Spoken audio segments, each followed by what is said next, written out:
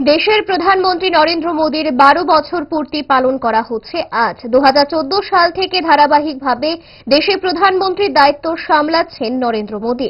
মোদী শাসনের জনকল্যাণমুখী ও উন্নয়নমূলক কার্যকাল স্মরণে রেখে প্রধানমন্ত্রীকে শুভেচ্ছা আর অভিনন্দন জানানোর আয়োজন করা হয় বিজেপির মোহনপুর মণ্ডলের উদ্যোগে।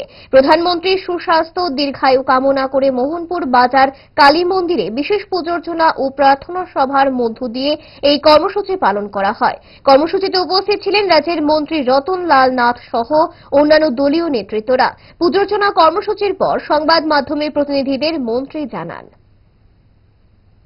আমাদের বিশ্ববরেণ্য নেতা তথা ভারতবর্ষ যশস্বী প্রধানমন্ত্রী নরেন্দ্র মোদীজি এক নাগারে 12 বর্ষ এবং 4,399 দিন আজকে কন্টিনিউয়াসলি কমপ্লিট করছে। অতীতে কোনো প্রধানমন্ত্রী এত স্বচ্ছতার সাথে তিনি এত অভূতপূর্ব যে সাফল্যের নজির রেখেছেন, ওনার দীর্ঘায়ু কামনা করে এবং উনি যাতে আরো দীর্ঘায়ু সাথে সাথে সুস্বাস্থ্য কামনা করে আজকে আমরা